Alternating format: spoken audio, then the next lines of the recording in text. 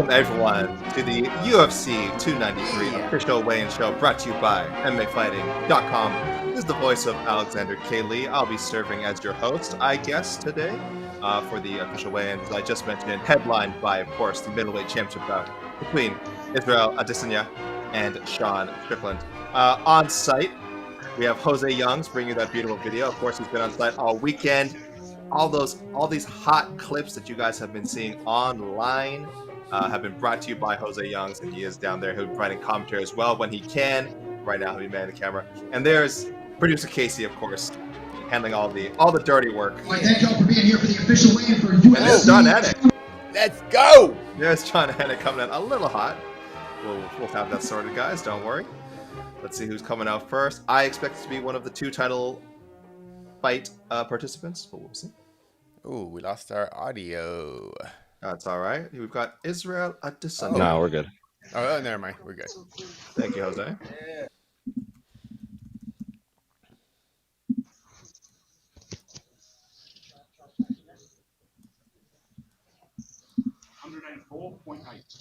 $184.8. The official weight.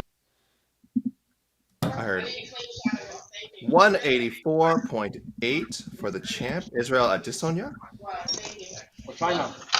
184.8. 184.8. All right.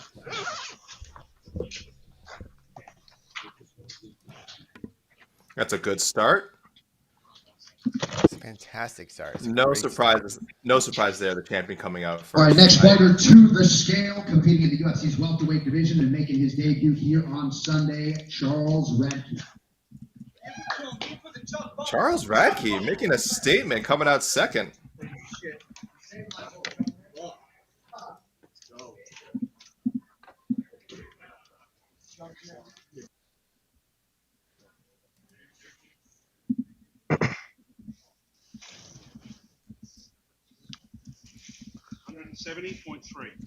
$170.3, the official weight for Chuck Buffalo Charles Radtke.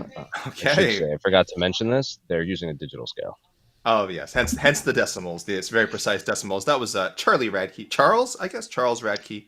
170. What did Anna call him? One half of the featured prelude live on ESPN News in the light heavyweight division, Jung.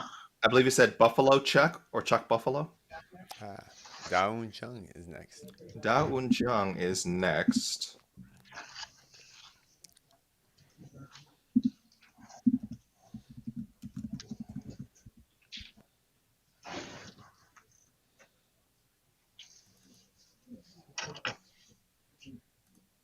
$205.3. 205.3, the official weight for Jung.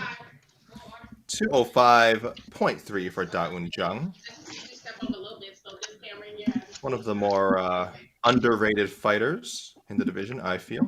All right, next fighter to the stage, competing in the featherweight division and repping Melbourne for Jack Jenkins. Jack Jenkins coming up. Mike Heck really looking forward to this matchup with Chepe Mariscal.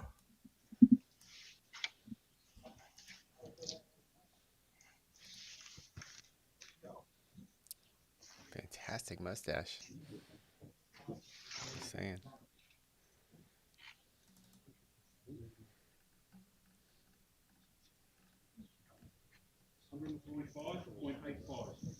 $145.85, the official weight for Jack Jenkins.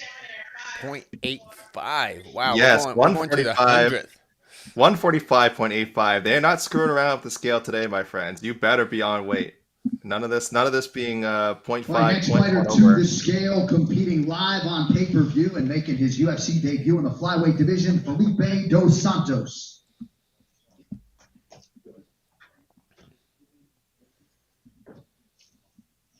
Felipe dos Santos, late notice replacement for Kai Car France coming up. Very tall task ahead of him.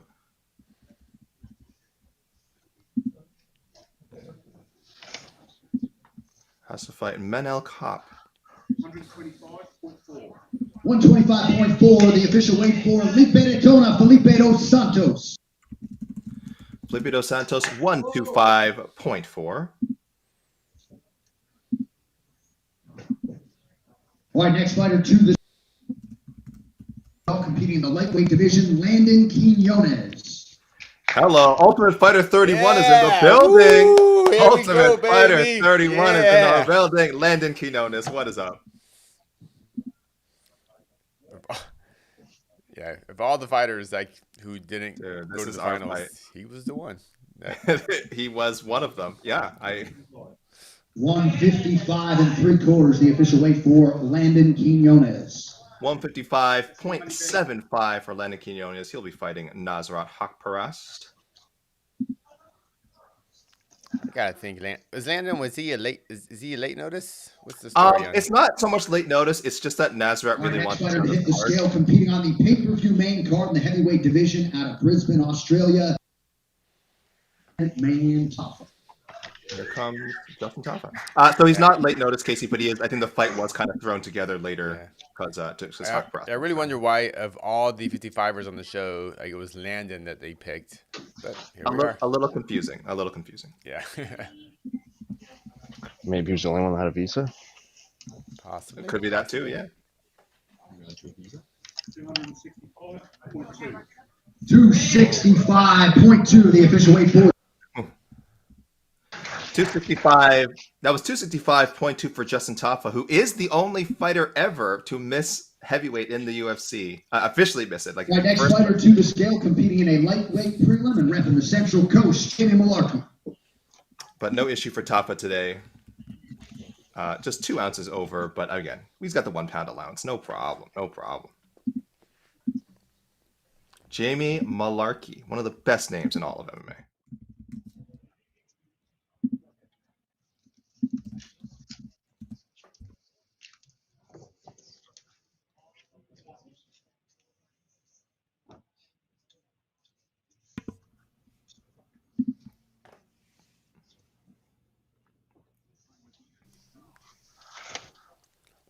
The guy looks like a time traveler. He looks like a 1920s boxer.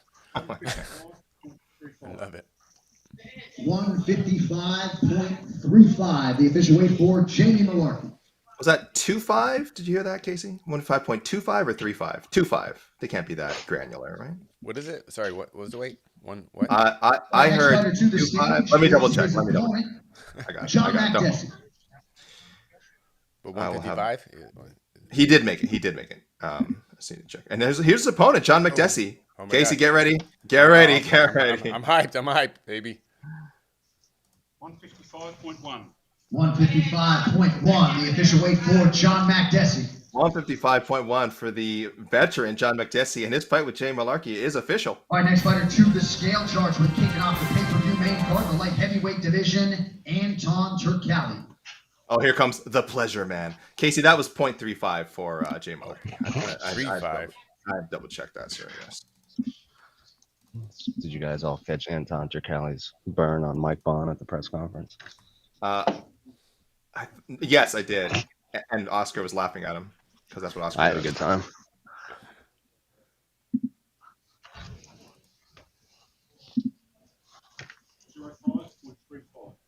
.205.35, the official weight for Anton Turkalj.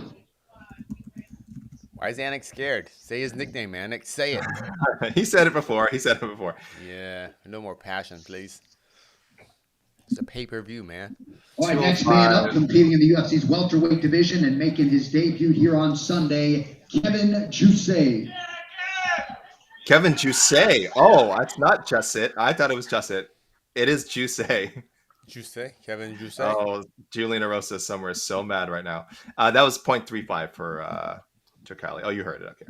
Oh, yeah, I got it. You got it.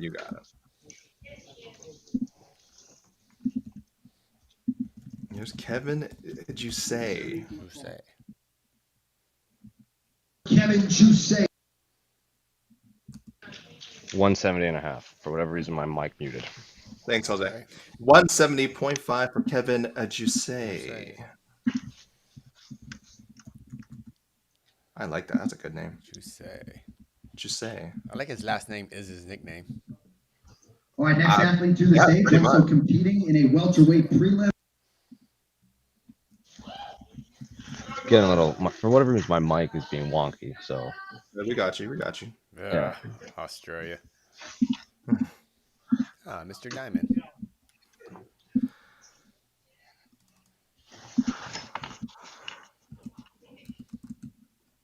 $170.25. 170.25, the official weight for Blood Diamond.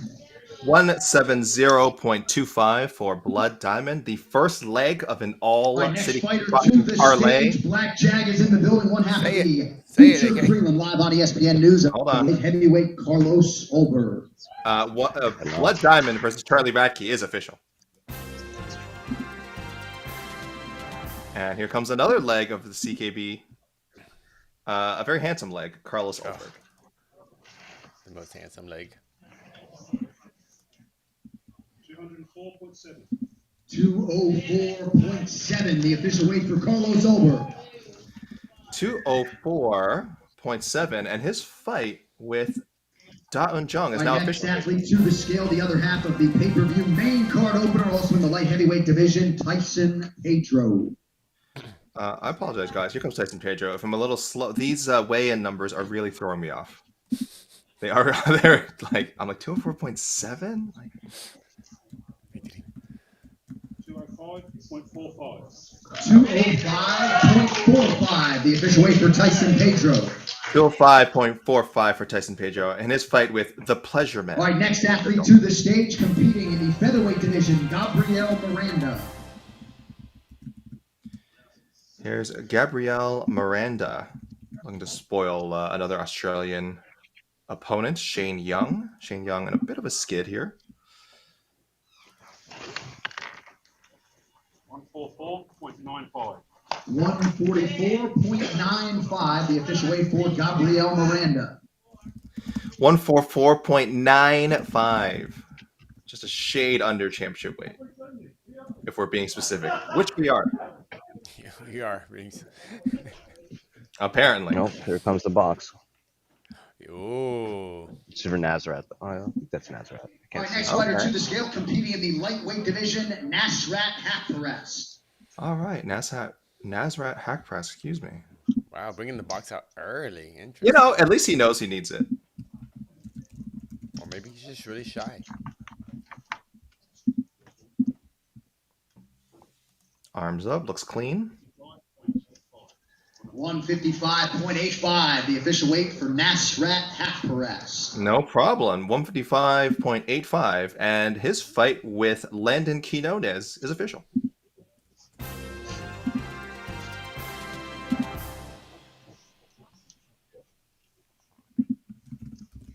Do we have? Oh no, he's posing. We gotta give it time to get his clothes on and pose.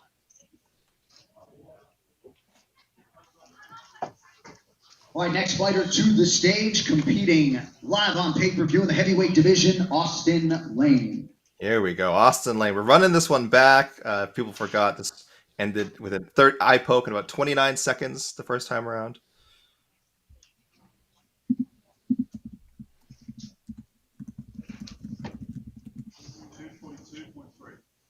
£242.3, the official weight for Austen Lane. 242.3 for Austen Lane, and the rematch with Justin Tafa is official.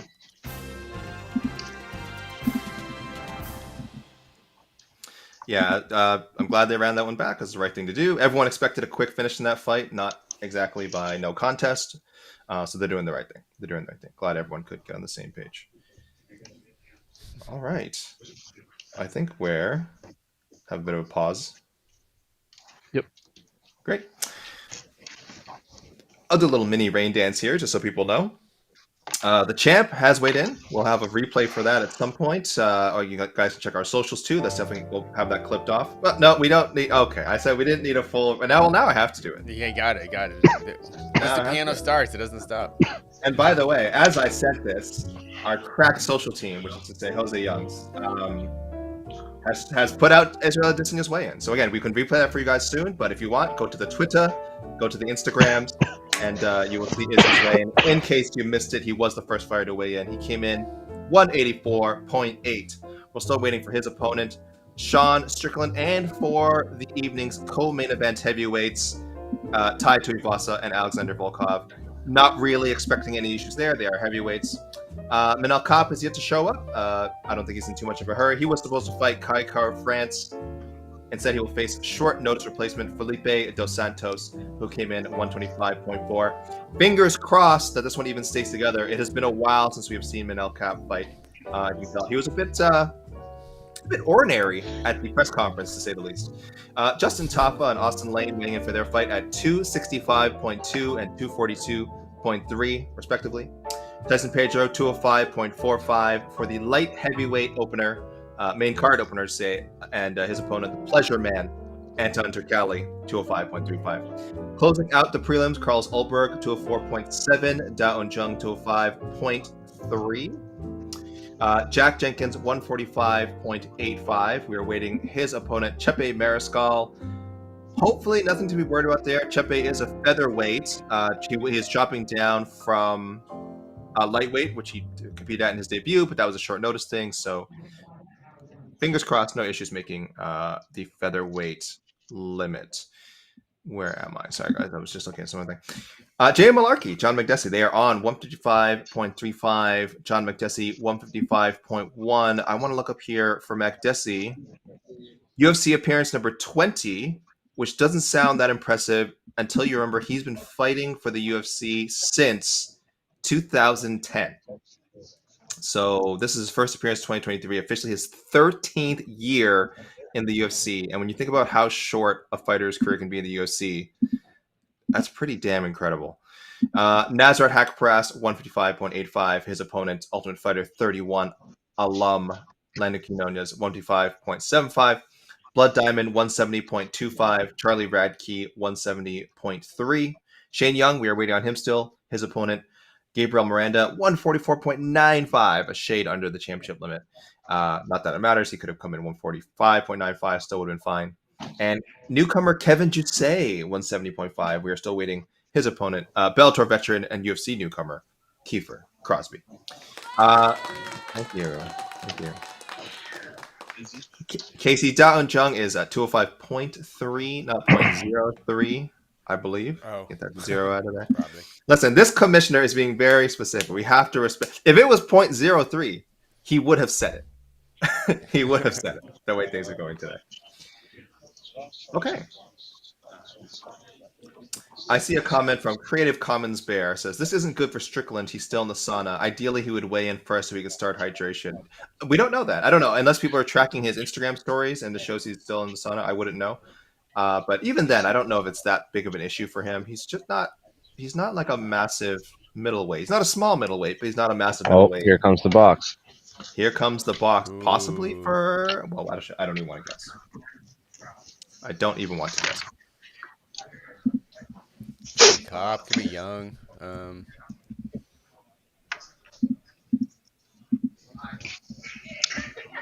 Do Volkov and Tuivasa, do they hit the 265 limit? Are they kind of those type of Tuivasa will, yeah. Tuivasa for sure. Yeah.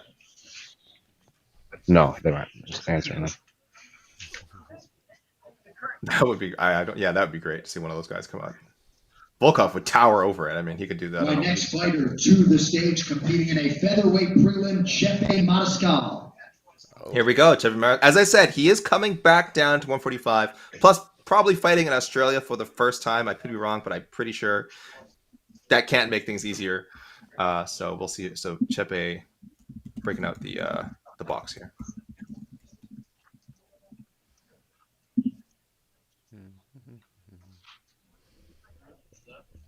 Sporting a nice little streak in his hair.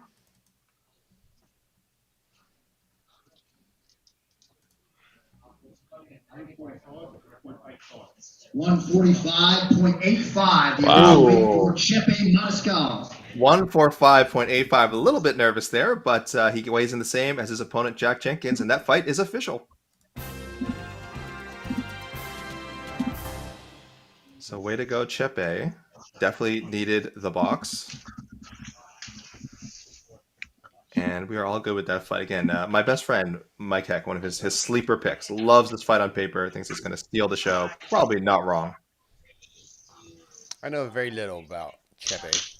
He's only had one UFC fight again, so there's not. We don't have a lot of exposure at this level with him yet, but a lot of people are big fans of his work prior to the UFC. Looked good. He did not win his UFC debut, if I recall correctly, but I remember he looked He good. It was He fought Trevor on the Peake. same Oh, card Trevor Peake. as Trevor Peake. He did win. he fought on Yeah. the same card as he shared Yes. a locker room with his current opponent. And that fight was pure chaos. And So you guys know that because you guys watched Media Day that MMA Fighting live streamed, obviously. On the So I whole don't have thing? to remind you. the whole thing. I heard it was a brisk 6 hours long. Yeah, it was pretty long. Yeah, It was very long. But I shouldn't say I heard. I tuned in.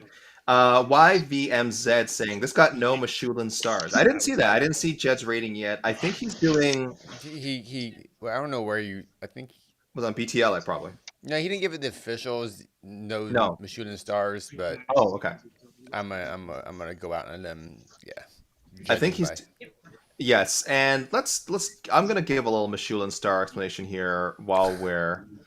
As our viewers, our esteemed viewers, are probably aware, of course, there's a thing called Michelin stars, which is how restaurants are very high key restaurants are evaluated internationally, and there's only three. They only get 3 stars top. It's 1 star, 2 stars, 3 stars. 1 star is considered extremely illustrious, so it's not like 1 star is bad. If you got a restaurant and you got 1 Michelin star, you are top class. You are one of the 300 best restaurants in the world. Then there's 2 stars and 3 stars, the cream of the crop. So Jed has taken this system to decide whether you should go to a show, usually rating non. Both that Jed was on BTL. Don't think he was a fan of the card. Yeah, it doesn't sound like it if he gave it no Mashulin stars. So the rating would be, is it with 1 star being if let's say you were in Sydney, is it worth buying a ticket? Of course, so that'd be 1 star. 2 stars would be, if you're in somewhere in Australia, would it be worth, within a 6-hour drive of Sydney? Would it be worth going? That Jed doesn't think this much about anything, so I think you're. No, this is legit. This is a legitimate thing. And 3 stars would be no matter where you are, you gotta get your ticket. You gotta fly into Sydney or whatever card we're talking about. Don't go to your best friend's wedding. Don't go to your. Don't go to your wedding. best. This is a skip life events card if skip it gets life 3 event, stars. and you make sure you are witnessing this pay-per-view live. Yeah. No stars doesn't mean don't watch. No stars just means don't go out. Just means don't go there. Don't go out of your way to go there live. It's like watch it on TV. It's a UFC pay-per-view. I would assume it also means maybe don't pay $80. But again, I won't speak for Jed on that. The intricacies of the system are still being worked out. Some of them are still escaping me. But yes, apparently he gave this a no Mashulin star rating. And we'll see. But we'll see what he says on the preview show. I believe he will be on. It'll be him and Shaheen. Casey, yourself, you'll be there. Yeah, I'll be there. I won't be there. Yeah, on purpose. Yeah, by design. Robert Thomas, who knew I needed 2 a.m. AK Lee and EKC in my life, and Jose and Robert Thomas, who knew that we needed you, sir. So thank you for joining us. I just want to talk about the. I don't know if I should talk about the main event, talk about the press conference. I don't have a lot to say about the press conference. Manel Kape stole the show. I mean, that man is unhinged, and I love him for it. Oh, he's I love angry. There's a lot of anger there. Did you know that he had that in him? Because this isn't that new. Because if you do an interview with him a few weeks out, he's very quiet, nice, but fight week he is a different animal. When he's nice though, he will talk some crap though. Mm-hmm. He is a different animal. Yeah, he will talk some crap. I freaking, as a fan, I love Manel Kape. Manel Kape isn't someone I go, oh, you know what? I want to hang out with him, have a beer with. No. He's a guy I want to watch from a distance. But he's amazing. I got to see him live fight in Japan. I know, you love him. His last Ryzen fight, so I was very excited when he came to the UFC. Kiefer Crosby, again, if it sounds familiar, people, you have probably seen him fight in Bellator. He's got that SBG Ireland rub. So it's not his fights have had some publicity in Bellator. So you've heard of this man before, definitely. Jed has a lot to say about him and his record. 170.85, the official weight for Kiefer Crosby. 170.85 for Kiefer Crosby, and his. This opens the entire card. His fight with Kevin Jusay is official.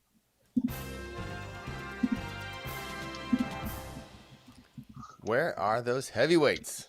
Are they still sleeping? I mean, they're not in a hurry. I'll tell you that right now. They're not in a hurry. They never are. Sorry, guys, gotta check. I didn't. Hope I didn't forget about Gabriel Miranda. What did he weigh in at? 144.95. Well, I could have just looked at the screen. I'm looking at I got a little side notes thing over here, and I'm like, the screen is right in front of me. It's a beautiful graphic we have here. So we're going pretty fast. Again, I wouldn't be worried about Sean Strickland. Though we should note, I should have said this at the beginning, we do have Jared Cannonier on standby. So guys, don't be surprised when you see Jared Cannonier come up to weigh in. He is the official backup for this fight. Fingers crossed, God forbid that Israel Adesanya or Sean Strickland, for whatever reason, cannot make it. And correct me if I'm wrong, no backup has ever actually backed up. I think we are. I think that's where we are. Since the last time you said that, Casey. Yeah, just double checking. Just double checking. We get really excited for these backups that never actually back up anything. And I want to be sure here. So if Izzy, we got the box. We got the box. Oh, here we go. Okay. Box Who could this Shane. be? Kape? This Box could be Shane Shane. Young. Box of Shane. What? Surely not Sean Strickland.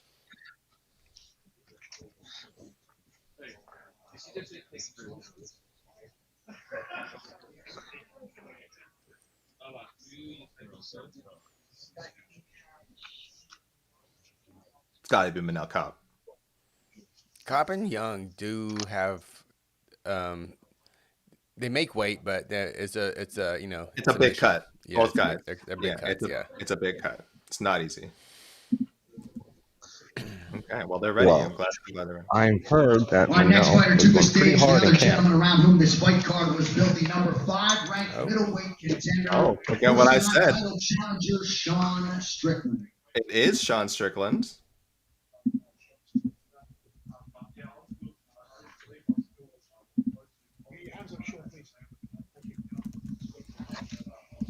Remember, guys, he needs to make 185 or below. We're no allowance here.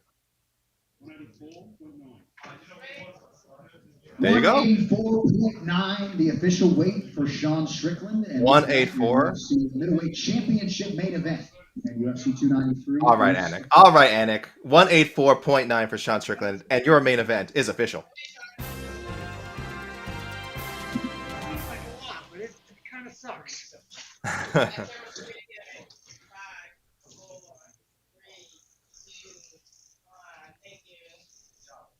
He does look a bit drawn out. Wow. Yeah, but there we go. Normal.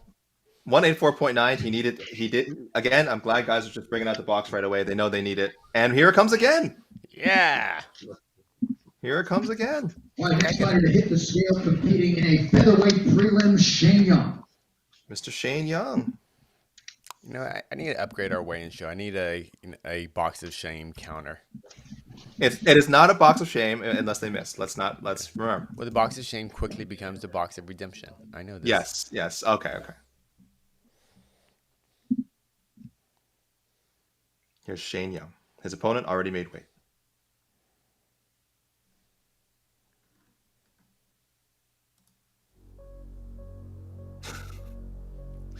It's a little dramatic. I like it.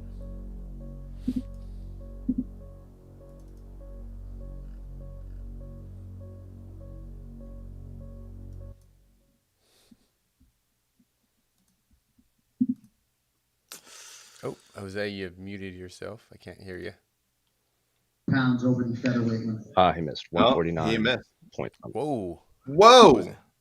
Say it again, Jose, please. 1 sec. I can't. It was 149 point something. I didn't miss that point. Okay, no worries, guys. Well, but he is over. Yep, Shane Young is over. I'm just going to 149 for now. Yeah, and I'm going to say first attempt, but I mean, I can't imagine a second attempt is coming unless he wants to somehow lessen his purse penalty, but I don't think it will matter. So that fight with Gabriel Miranda is not official. I think it's pretty obvious. Shane looking very disappointed, as you can understand. Bummer. No guarantees this fight stays in the card, by the way, people. We've seen fighters just Wonder Boy is probably the biggest example. If they can afford to not take a fight, why would you go in there with someone that's, possibly considerably bigger? As we said, Shane Young, not a small featherweight to begin with. Gabriel Miranda, I think coming in, is he a replacement fighter? No, he's not, but he is a newcomer. Oh, he's not a newcomer. I'm sorry, guys. Guys, I am just babbling now. This is his second UFC fight. He had a tough fight with Gabriel Santini. That was at lightweight. So he has dropped down to featherweight successfully. Shane Young didn't have such a great time at the scale this time. Again, he missed. We'll have a wait for you in a second. One moment, guys. But yeah, that's going to be, if I'm Gabriel Miranda, that's probably going to be at least 30%. And it's a little bit awkward because if you guys remember, when Shane Young, a 3-fight losing streak. He is. But do you remember when Shane Young fought Ludovic Klein? Klein very badly missed weight, 150.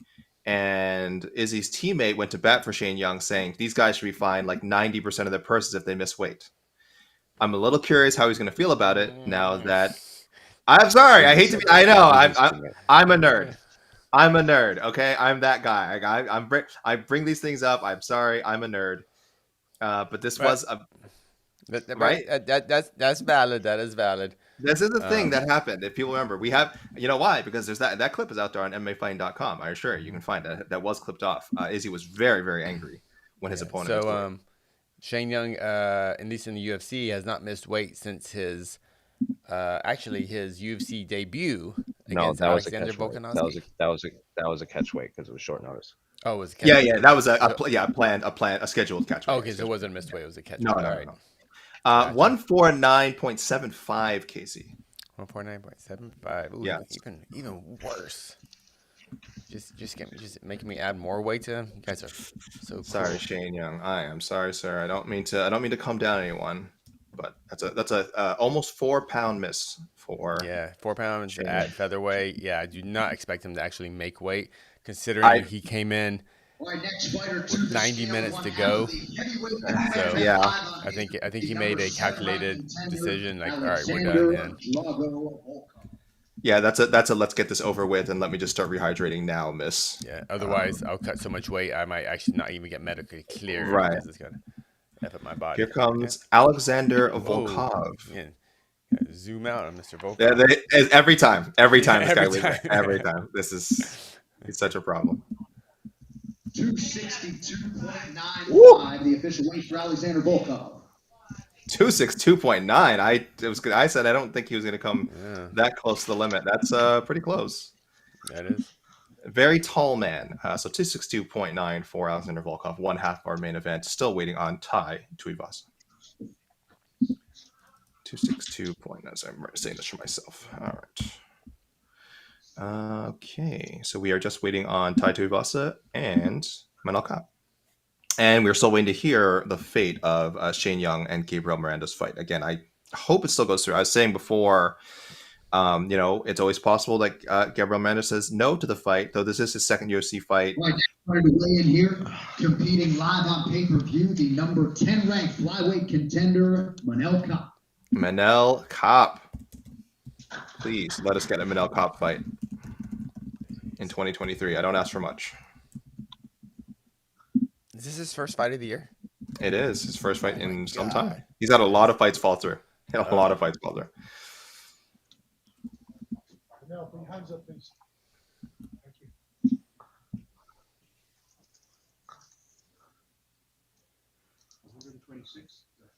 126 on the nose. The official weight for Manel Kape. 126, Box of Redemption. His fight with Felipe dos Santos is official. So, just waiting on Mr. Tai Tuivasa with plenty of time to go. And again, the fate of Shane Young versus Gabriel Miranda. Are we going to wait an hour and 26 minutes for Tai Tuivasa? I hope so. I hope so.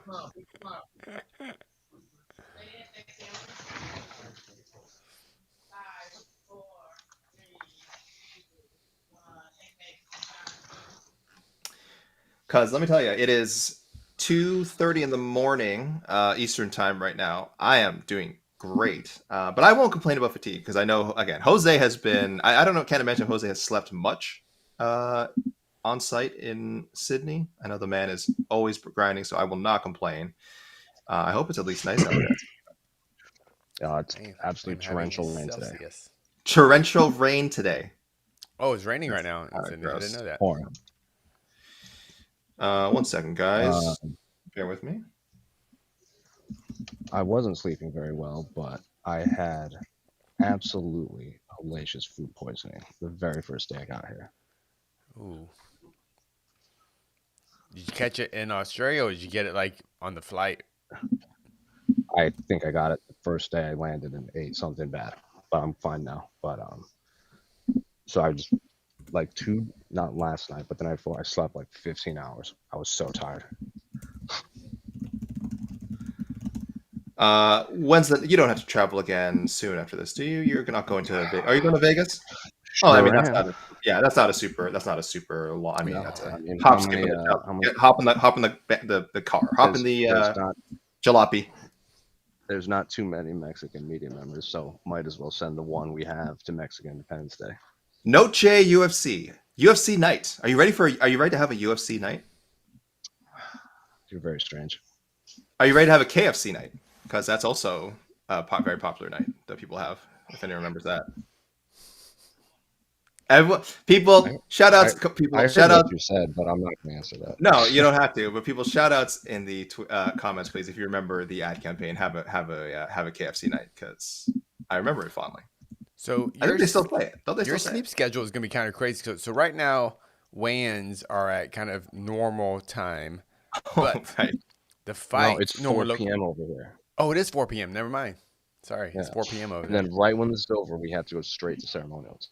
Yes. And then we have nothing on Saturday, and then there's nothing on Saturday, and then the fights are at we have to check-ins at 6 a.m. or whatever, but it's 40 minutes away from where everything else is. So I have to basically catch an Uber at 5 a.m. to get to the stadium, and then so it'll be over midday Sunday will be when the fights are over. Jeez, Jose.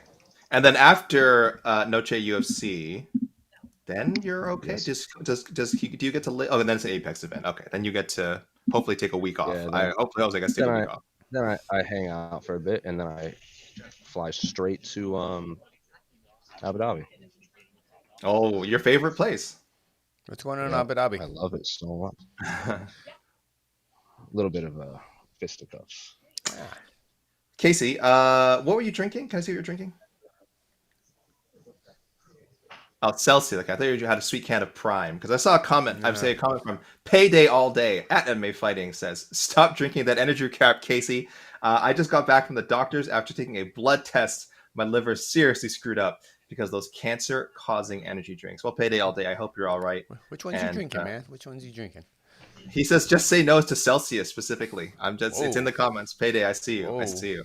All right. Again, I don't know. I'm not a doctor, but that's just, one anecdotal bit of evidence there for you, Casey. So, I know you're an athlete now. I know you got to fuel like an athlete. I mean, you've always been an athlete, but you're like an amateur, legitimate amateur athlete. So you got to fuel right. Everything in moderation. As long as you're not downing them, 6 of those a day, I'm sure. No. I have at most one every other day. Every other day. There you go. Everything in moderation. You still drinking that gross paste, Casey? No, I don't. I don't drink that paste anymore. I drink a different paste, but I don't drink that paste. I drink more of a I don't drink Soylent anymore. So as Jose said, it is 4-ish local time in Australia, in Sydney. But I want to remind, over us over in North America, it is almost 2:30 in the morning for me Eastern time. Casey, it's about 11:30 for you, 11:30 at night on a Thursday. But the card, people remember, the card will be at normal North America pay-per-view times, right? So people remember, it'll be 6:30 early prelims, 6:30 Eastern time early prelims, 3:30 Pacific time. Then a set of 4 prelims, ESPN, ESPN Plus, ABC. Starting at 8 p.m. Eastern Time, 5 p.m. Pacific, and then, of course, ESPN Plus pay-per-view exclusive main card, 10 p.m. Eastern Time, 7 p.m. Pacific. I'm jumping ahead a bit, but the Abu Dhabi pay-per-view will be local. That will be like regular hours for locals. Jose, I don't know. Jose, I think that's the deal. I got no clue. I cannot comment. Got no. It's been like So that is correct. correct. Pays low extra for that, yeah. So what does that mean for us? What about me, Casey? What about Raven? What does that mean for us? Means we got very weird hours that week. Okay, well, no weirder than this, I'm sure. We had Paris. That was a bit of an odd one. I actually didn't get to do those weigh-ins. I said let me, and they're like, no, get sleep. You actually have to do stuff in the morning, and I'm like, whatever. Is this the first time the UFC has done 3 back-to-back international shows? No, because we have Vegas next week. No, but we had what was Paris, Paris, Sydney, Vegas, yes, and then what was before Paris? There was something right before Paris. What was before Paris? They were in Nashville. No, Singapore. Yeah, it was Singapore, Paris, wow, Sydney. So 3 weeks in a row, international. And they should have flipped them. And Noche UFC should have been in Mexico. No. Yeah. No. Come on. No. Come on. At least I understand that you think that. I would. It should be in Vegas. No. In Vegas. It should have been in California. It should not have. Jose, state your case. State your case, Jose. State your case. Have you been to Vegas during Mexican Independence Day? No. It is bananas because all of Mexico goes to Vegas for Mexican Independence Day. That's a good reason. Basically, the border moves up all the way to Nevada. Oh damn. Oh damn. Like the UFC fight is like the smallest event happening that day. It's unbelievable. Like the entire strip will just be like green, white, and red, or red, white, and green. I'm looking forward to it. Like every single famous Mexican musician has a concert that exact day. And like they time it out so you can just go from one to the other. It's pretty unbelievable. All right, so Vegas kind of the whole city of Vegas does a big kind of Mexican independence, not just UFC, it's that. I was unaware of this, so this is news. It's like if you look at Mexican Independence Day next year in Vegas, the hotels are already booked. Wow. Okay. Shoot. Right. Yeah. So like it honestly makes sense. It should be in Vegas. All I ask for is that Joe Martinez is the in-ring announcer. Yes. For it. That's all I want. That's all I want. Well, we're already that'd be great. Let's applaud. We're getting Laura Sanko on pay-per-view finally. My goodness, such a talented woman. She's put in the work. I'm glad they let her call events previously, but pay-per-view is where it's at, and I'm very excited to see how she's going to work with the team. I don't even want to say criticize some of the other commentators. It's more about let's just congratulate Laura. Laura she just cut her teeth the right way. She's come up as incrementally as you can. There was no big jump for Laura Sanko. Nope. She started on. I'm pretty confident she started on Invicta broadcast. Mm-hmm. Yep. Doing interviews. She was the in-ring announcer, not in-ring announcer, but in-ring interviewer. Yep.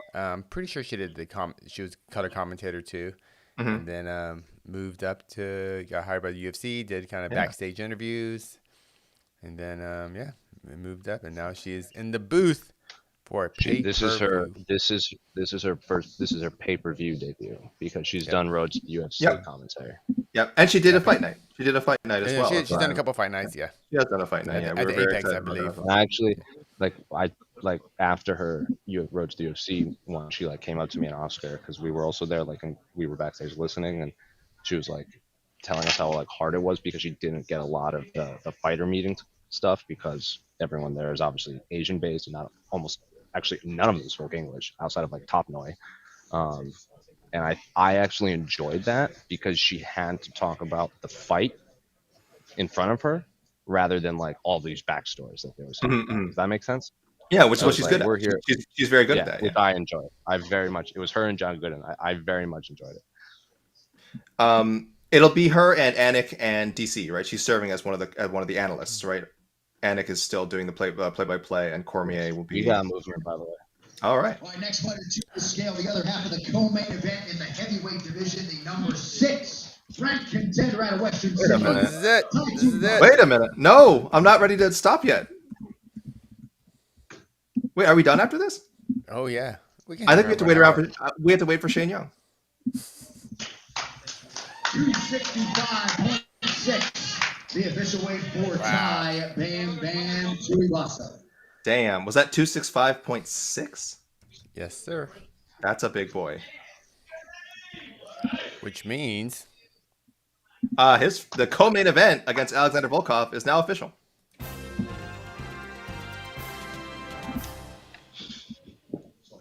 I mean, technically, the weigh-ins are done.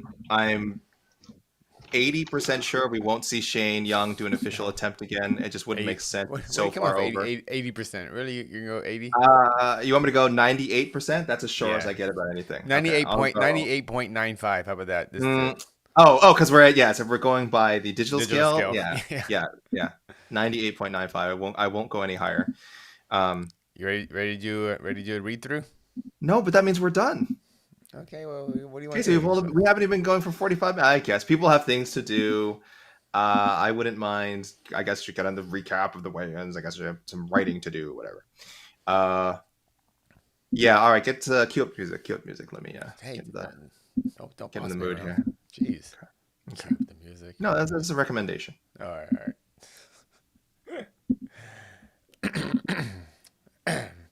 3, 2,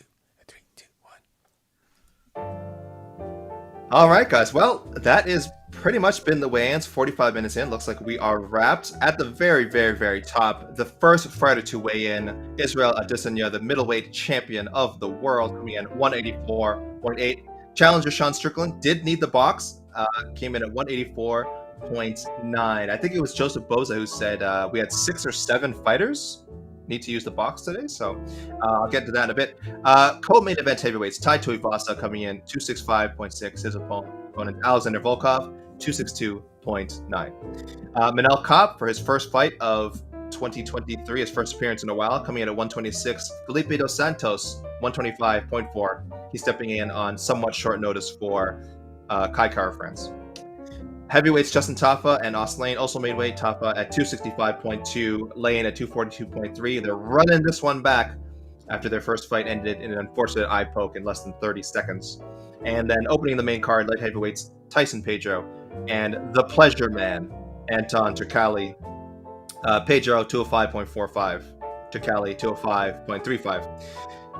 Light heavyweights, Carlos Ulberg, Da Jung, also on point. Carlos Ulberg, 204.7. Da Jung, 205.3. Jack Jenkins came in at 145.85 for his featherweight bout with Chepe Mariscal, who needed the box, but also came in 145.85. Jay Mullarkey, 155.35. He fights lightweight veteran John Makdessi, coming in 155.1. Nasrat Haqparast, 155.85. He faces UFC newcomer and, of course, the Ultimate Fighter 31 alum, Landon Quinones.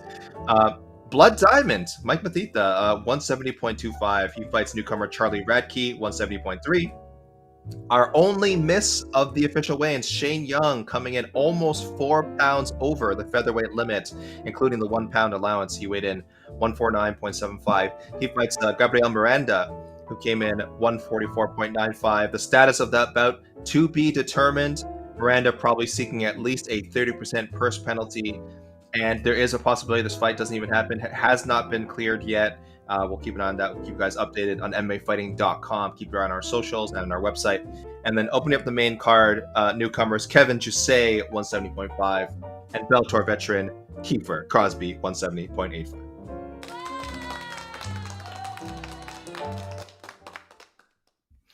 I see people saying, yeah, they're going to replay. Go ahead. You can click back and replay. But again, you can also just go to our Twitter, go to our Instagram. If you want to see Israel Adesanya. Go to our TikTok. Go to our Go to our TikTok? Really? Go to our TikTok. Go to our threads. Do we actually have threads? Because you can't legally say that unless we have a threads. We have threads. You're lying. You don't follow threads? I am not. I'm done with X. As you should be. Yeah, I can't get off. I mean, I kind of, I jump in and, hey, what's up, jerks? But otherwise, I'm a threads guy. Wow. What do you call it? So you call it like threading? Like, are you, if you're like, threading up a storm, are you like, man, I'm making a whole sweater here. I'm like, I'm on fire. I am like, yeah, I am crocheting MFer. Like, that's how hot I am on threads right now. Yeah. Can you tell I have follow me on threads. Follow at EKC on threads. I don't know. Whatever. Yeah, something like that. Yeah, probably. I just got a very sad message from New York Rick. If you're out there, go to sleep. Yeah. New York Rick, not happy that I'm not following our threads, but what's up, New York Rick? Tuning in. You want to answer any questions? Or we? If we have any, I'd love to. We can stick around. Let's stick around for 10 minutes. Let's make it an even hour, right? Let's make it. People pay their hard-earned money to get into the show. Satnav. Okay, we can talk about it. Verdum versus Junior Dos Santos 2. The rematch, technically, I don't know. This weekend, I guess depends how you feel about the Adesanya Pereira trilogy, if you want to call this too. But anyway, yeah, I mean, technically a run back of Junior's very first UFC fight. If you guys remember, shocking upset at the time of Verdum. Verdum was, I don't know if he was expected to roll over JDS, but it was like, it was Verdum was a monster uppercut, I believe. Yeah, pretty firmly established as a like top 5 heavyweight contender by that point, and not far off from a title shot. And then JDS just cracks him. Bare knuckle, yeah. People, I haven't. Is that a pay-per-view or is that just is that just a link? I am told this is free on YouTube. Let me double check before I false advertise for Game Bread Bare Knuckle. I am told this is on YouTube. But guys, don't quote me on that right now. I don't see a live link on their site, so perhaps not. Let's see if someone can fill me in here. What do you guys come in the comments? I know it is online, obviously. I don't know if you can watch it through your typical pay-per-view provider. This is an interesting question, actually. Mm-hmm. Oh, hold on. I'm sorry. I'm not looking at the screen right now. I just want to see if I can find where this Game Bread thing is. Let me look at the screen. I'm sorry, guys. Did Jared Cannonier weigh in? Whoa, good question. He is not. So I think we have to stick around, Casey. I think you got to stick around. Jared Cannonier. Thank you. That's a great question, Joseph, because for anyone who doesn't know, and you would, of course, be keeping up with the excellent coverage on MMAfighting.com, Jared Cannonier is the backup. And before you ask, wait a minute, didn't Jared fight both these guys already? And don't I never want to see either of those fights again? You are correct. He fought both those guys. Izzy in a pretty maligned, panned main event where Izzy did the, of course, incredible Undertaker entrance. Vince McMahon was there. Stephanie McMahon was there. Triple H was there. And the fight, a bit of a snoozer, but I mean, not Izzy's fault. I don't think it was Izzy's fault. I mean, that was on Cannonier. I've always said that, yeah. Yeah, he won a pretty clear decision. And then, and Cannonier and Strickland also already fought in a Apex main event. I don't remember that fight at all. It's not super... fight. I don't remember that fight at all. It helps that Strickland has, stays pretty busy. So that was already 3 fights away for Strickland. He's fought twice since then. And by doing so, leapfrogged Cannonier, who beat Vittori since. So a little surprising. It's more of a timing thing, and Jared having already gotten the shot, which is why Strickland got picked, of course. But yes, and that fight, I think a pretty clear win for Jared, but not a blowout. I've seen a lot of people saying like, "Oh, it was a split decision," and didn't Strickland maybe win that fight? And I don't think so. I think if you watch it, I think it's a pretty clear Cannonier win. But it's not like he destroyed. I wouldn't say, "Oh, he destroyed Sean Strickland." It was like he won. He won a fight on the cards against Strickland. But people asking, does he need to make weight? But I guess traditionally the UFC makes, if you want to get paid to be the backup fighter, you still have to weigh in. So we don't know. UFC makes it the rules, and they can change the rules anytime. We have no idea. We haven't seen Yeah, and this question's from B-Back. And let's also not forget, that's not just if they make weight. He's also there if one of them, I don't know, rehydrates poorly and food poisoning. I don't know, food poisoning, stubs their toe. I don't know. It's just he's just the backup. Of course, the weigh-in is the big concern at first, right? You want him there for the weigh-in, but anything can happen, as Jose always mentions, between now and by the time the guys step in the cage. We say the fight is official. When we say that, we mean the fight is officially scheduled. Like it is now officially scheduled to go forward. But we don't know what can happen in the next 24 hours. As far as I know, neither fighter is actually contractually obligated to face the replacement fighter too. Yeah. We've had this discussion before, and we've never gotten an answer because it's never really had to happen. Yes. We've had Sergey Pavlovich weigh in before. Oh my gosh, Alejandro Pantoja weighed in as a backup, and he didn't have to, and he eventually got the title fight. So I do think Cannonier does still need to weigh in. Again, hopefully he's getting paid for this. I think they should be paid their full show money. I don't know if that's the case.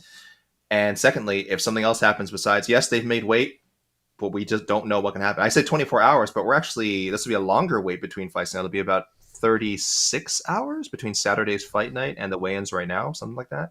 So even more time for chaos. Yeah. But let's all hope the fight goes through as scheduled.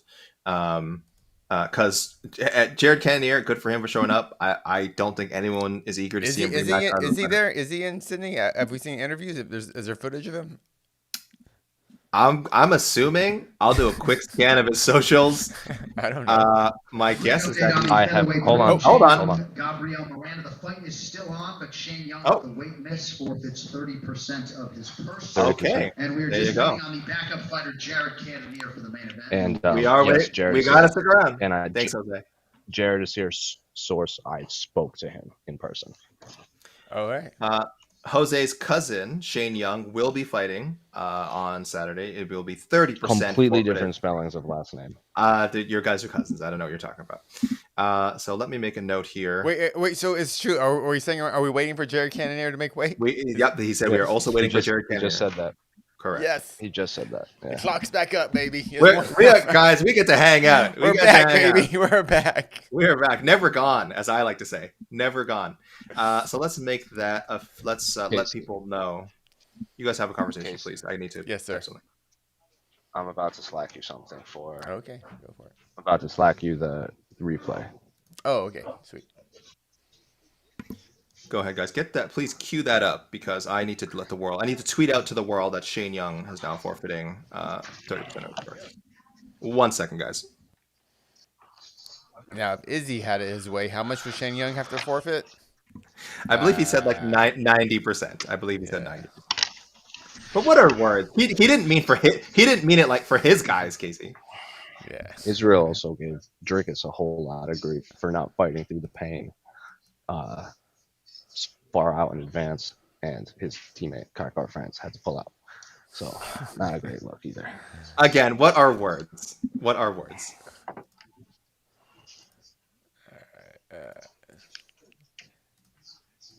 So I'm gonna bring up let me get this replay set up for us. Alrighty. And now we have the replay of our main event weigh-in coming up right now.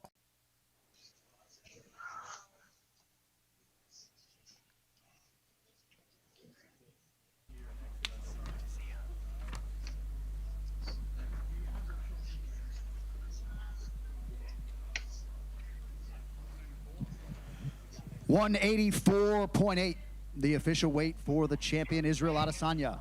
184.9, the official weight for Sean Strickland. And with that, your UFC middleweight championship main event at UFC 293 is official. Wonderful editing. Well, there you go. That's fantastic.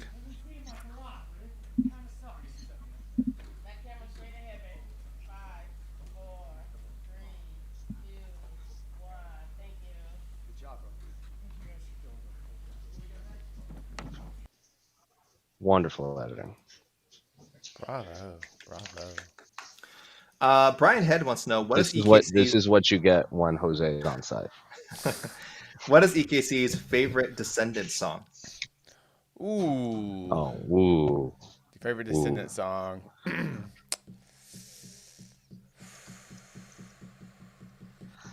gonna go Hope. Hope is my favorite Descendant song. Or I'm a big fan of Clean Sheets. Clean Sheets is great too. Hope is probably my favorite song though. There you go. What's your favorite Descendant song, Mr. Lee? I don't know if I'm familiar with this band. Yeah. Oh, I like American. Yeah. All right. I actually bought a shirt of when I was in Rhode Island because that's where H.P. Lovecraft is from. And it's the Descendants like logo, but it's Cthulhu instead of that little man. And it says Cthulhu came to Providence, and I love it so much. I have a Descendant story. I got to see them on their first reunion tour. So this is back in the early 2000s, and it was a giant pit. I saw them at the Abyss in Houston, Texas, and I got kicked in the balls so hard I threw up in the pit. because first of all I was having like heat exhaustion, and then I got just kicked in the balls being in the pit, and then I puked, and yeah, it was a great show. I had the best time of my life. No warning, huh? No trigger warning. That was just that tells. It's a great story. Yeah, It's a great story. You know what? This is after dark. This is after weigh-ins. Technically, we are in the post limbs of weigh. I don't know if we've ever waited for the backup last. this is so exciting. I could be wrong. We have am. 60 minutes to wait for Jared Cannonier to weigh in as a backup. By the way, according to the great Kaposa, GrebeccaHitman.com, I believe the Game Bread event is on YouTube, and I believe it is free. That is I'm seeing this on his his blog. By the way, guys, if you have a shekel to spare, I would say always send $1 to his Patreon, because the guy preserves a large, I don't even say corner, a large chunk of the MMA world outside of the UFC, outside of Bellator, outside of PFL. PFL. MMA Twitter. Kaposa. He is MMA Twitter. If you are not following Kaposa, I don't know. You're not doing it right. You're not doing it right. Like, I don't understand how. Like, first of all, you're cash. I'm looking right now. He has like less than 80,000 followers. How does his account not have like 2 million followers? He probably wouldn't want that because there's only 80,000 hardcores. Everyone Everyone else is cashes. I'm one of them. I'm subscribed to the Patreon. He doesn't do anything on the Patreon. It's just I've been struggling to reach 9K for quite a while. I think a lot of us have since because no. I started to not tweet about MMA. I started to tweet about comic books a lot more, and I lost like 100 followers in like 4 days. I've started tweeting about Canadian cop show Hudson and Rex, and it is not boosting my follower count. It's a show. It is essentially Turner and Hooch, the series, but set in Newfoundland, and apparently not a big audience for that. And I'm not going to stop. It's a great show. I'm not going to stop. Dude, Newfoundland Twitter is gigantic now too. I think they haven't discovered me yet. I think they haven't heard about me yet, but I love Hudson and Rex. Shout out to my Hudson and Rex fans, and or if you're a fan of the original Austrian show, Commissar Rex, by all means, please give a shout out in the comments, because I'm sure you guys are out there. I guess we should talk about the fight. We've gone this long without talking about it. Oh, there you go. Perfect. Thank you, Forrest Daniels. AK and Casey, do you two think Jose, you're not allowed to answer this question. Do you two think it's only aimed at us? Adesanya looks shrunk in and susceptible, I assume he means, to a KO from Sean. He didn't look that different to me. No, I don't think that. I think just slight. Izzy's a really a small middleweight. You know, he's not a big middleweight, so you're not like shrunk in, and no, I mean he can get KO'd. Izzy can get KO'd. We've seen him. Well, we got TKO'd when he fought Prayer, but he has got KO'd in kickboxing. Yep. So it's all doable. And I firmly believe he would have been knocked out cold if that fight had not been stopped. I think that was heading to a KO. Oh, you don't love that stop. That's not your favorite. I didn't love the stoppage. I got it. I understood it. Yeah, that's how it is. But I was on what Izzy was saying on it, but that's how it goes. Yeah, I see. It was Mark Goddard, I think, right? I see Mark Goddard's side of it as well, but yeah. But yeah, I won't be on the preview show, so I'll say, of course, I'm picking Adesanya to win the fight. If I'm picking for Strickland, I actually don't believe in the whole puncher's chance thing. I think that's what everyone's saying. Like, he's gonna have it would have to be like a Matt Serra, George St. Pierre thing, where because you remember, if people forget, Matt Serra technically didn't really have a puncher's chance against GSP. He had, I think, I want to say 0 career knockouts before fighting GSP. I may be wrong, but it's definitely no more than 1. Let me check real quick. He was not known as a power puncher heading into the GSP fight, so it wasn't like it wasn't like, oh, that's how he's going to win. That was his first ever knockout, and he finished his career with 2. So I know he got a reputation later for having a big right hand. I'm talking about Matt Serra, so it's not like a crazy thing in retrospect. But I feel the same way about Strickland, where it's like he could get the knockout, but it's not like he's known for KOing people, right? So my funny story about the GSP Sarah fight. Tell me. Number one, it was the first UFC pay-per-view I ever purchased. I was brand new as a fan of the sport. I was barely a fan, to be honest. Actually, I worked in the sport. I worked for Elite XC at the time. I was a editor and a videographer. I did like promos for them, but I didn't actually follow the sport. It was straight up a job. But I bought that pay-per-view, and the whole time when GSP got knocked out, I didn't think it was an upset at all, because when I looked at them side by side, Matt Serra looked like the tougher guy. So I was like, yeah, of course Matt Serra knocked him out. Look at those arms.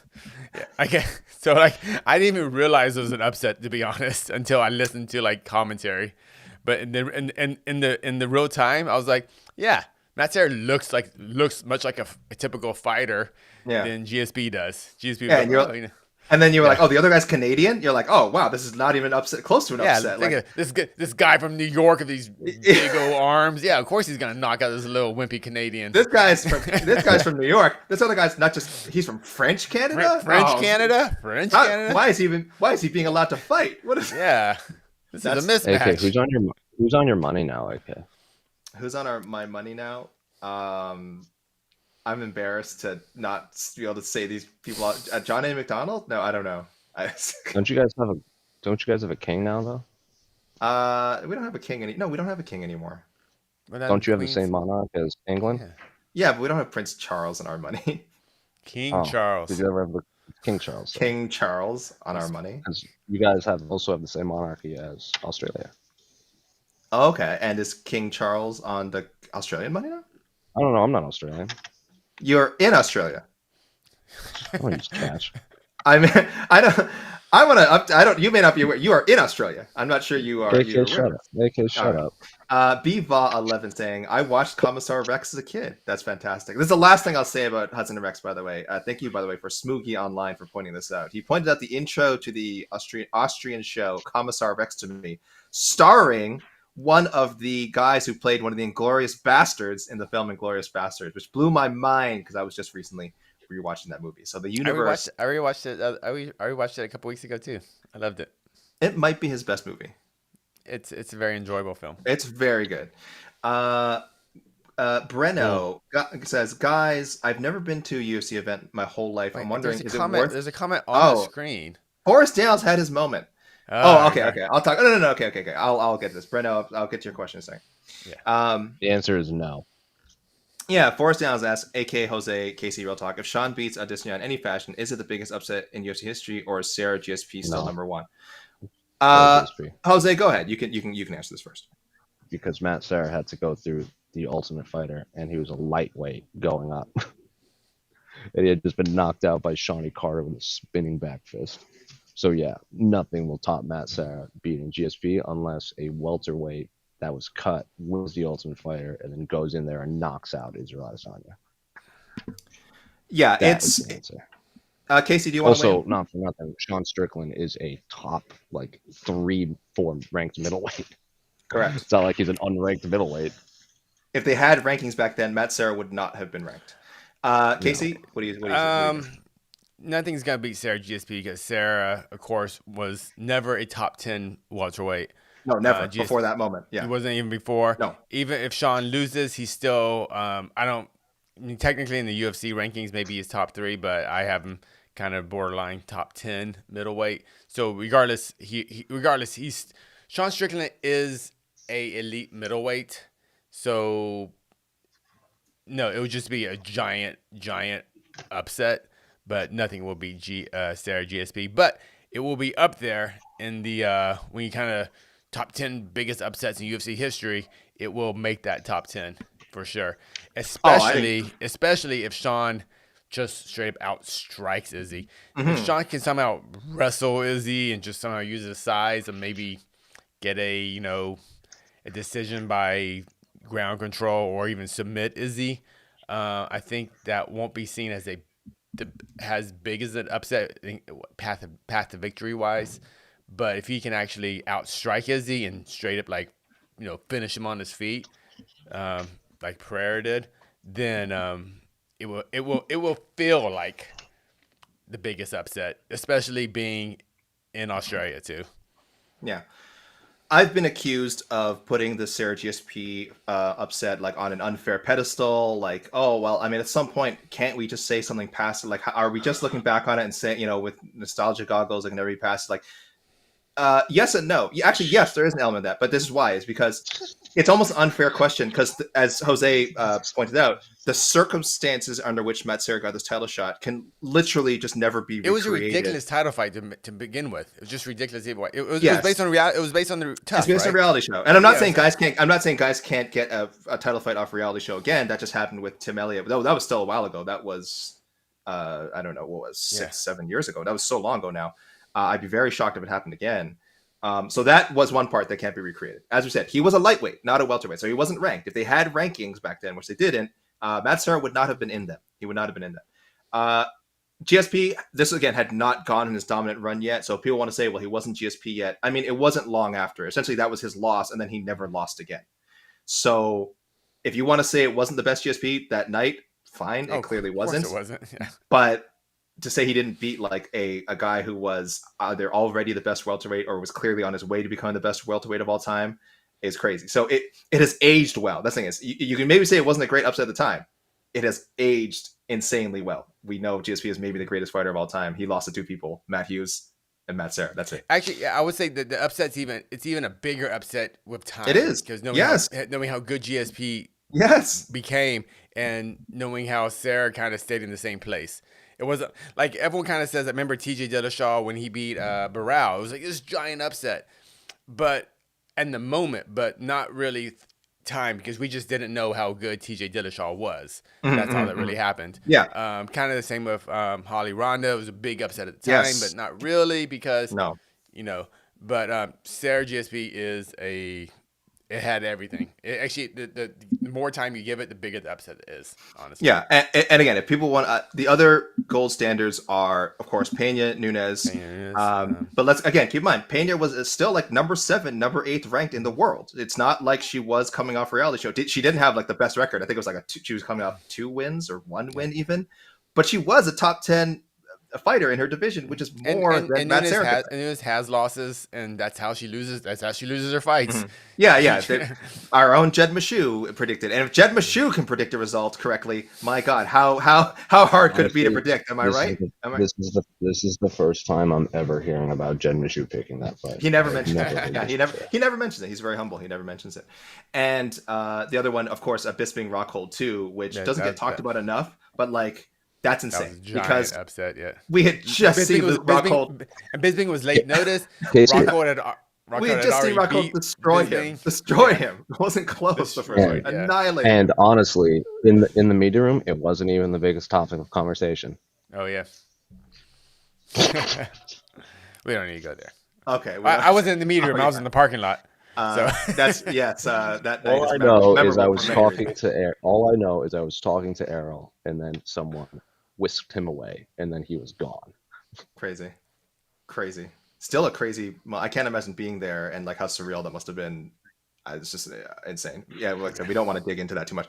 But yeah, I will say if people want to put Pena Nunes over this one, over Sarah GSP, I understand. Again, Bisping Rockhold, something else. I understand. I get it. It's just the circumstances of the Sarah GSP fight are so unique. Again, cannot be recreated in any sort of reasonable way. Yeah. I don't know why. This has nothing to do with MMA, but I've just been just kind of zoning out at this question. He spelled my name wrong. He used your name as a nickname. Casey is not his real name. He used Sean's first name, Israel's last name, Sarah's last name, and then GSP's initials, all out of order. This is very confusing. And but it all works. He didn't use a hashtag, a pound sign. This is and he didn't use an Oxford comma. This is just such a bananas like question. Hey, this is how people talk. It looks great. Forrest Daniels, you write how you write. It looks beautiful. Forrest Daniels, this is real talk. This is real talk with. This is quite AKA Jose and Casey. But yeah, no, it can't pass it for me. But it would be top 5. I can't imagine. I'm trying to think what else we would put up there. It would be top 5. It's so surprising. Where do you put Weidman Silva? I don't because that was massive. Again, but this is a personal one for me. In the moment. But this is my biggest upset. But this is my Jed moment because I had picked Weidman. Man. I had picked But Weidman. nobody I picked had- it this like- way. Nobody picked it this way. This That's path. what I'm No. saying. I That's- thought grapple. Out grapple him. I thought like he's gonna out grapple him. There was no grappling in that fight. Pick him down. You know what's No, the he big didn't need to. Didn't need You to. know, what's, Second fight there was. for Doom tapping, Fedor was pretty big. Very huge upset. Yeah, Huge at the that time. was huge. I think big. because that one hasn't aged as UFC well. Yeah. UFC Wait. 5 fighter Fedor Emelianenko. That's Is right. he in the Featured. DLC. Oh, I think a DLC. Yeah, right? he's a pre-order. Oh, pre-order. You okay. get Muhammad Ali, Mike. I think you get Muhammad Ali, Fedor, and Mike Tyson. Yeah. 3 of the most famous UFC Did fighters you watch? ever. Did you watch the reveal trailer, Casey or AK? I saw people put like It's pretty. But that's like not gameplay. I'm curious That's not how. gameplay. They're I know. putting out. I'm not talking about the game. I'm Oh. not talking about the gameplay, but like the reveal of Fedor is great because they have John Jones like walking in and he does like his thing where he's on like his all fours and he like crosses his like does the sign of the cross and then it shows him facing off and then like the camera pans and it's Fedor and I was like that's just great. It was just a great Damn. reveal to see like John Jones and Fedor facing off in the octagon. I want to know Someday. what John. It could still happen. Islands they don't have to fly to get Fedor in the game. It could still happen. Let me just say one last thing on that, and that's that, guys, go to if you want a breakdown of the Sarah GSP thing. Jed and I wrote about this 3 years ago. It's called the Ultimate Upset, and we have a feature. It still stands to this day. I stand by everything we wrote there. I'm not saying I am not saying it wasn't surpassed and will never be surpassed, but those circumstances cannot be replicated. You It will know never what? be replicated. You know what? Gabriel Gonzaga beating Mirko Krokov is pretty Crazy. big. Yeah. Oh, and Again, so was, especially how he Frank- did it. Frankie BJ1 was big. Boris Griffin Shogun And 1 was big. controversial. Yeah, there's big Yeah. ones. Honestly, so could you. Lil Knob was crazy when I watched that. Yeah. Yeah. Well, so Could You has the strangest like one of the Yeah. career oddest career careers you yeah. could find. What about what if like what I it's obviously aged well, but what would you say like the first Nate Connor fight? Because like Connor was the I think it was a man, pretty missed big by short upset. notice. Mhm. You know, like at the time it felt crazy. Like the entire It world. still kind of shut feels down. crazy to be honest. I do think though that there was a whole wave of there was a whole side of hardcores that were like Diaz is gonna like take this guy out. I do think there was enough Also, like hardcore. Ronda Holly had just happened like a couple months ago. Yeah. What a crazy year that was. I think that the way Nate did it was kind of it made it less of an upset because if Nate was going to win, that was kind of the way he would win. Take a beating and then like, nope, not enough.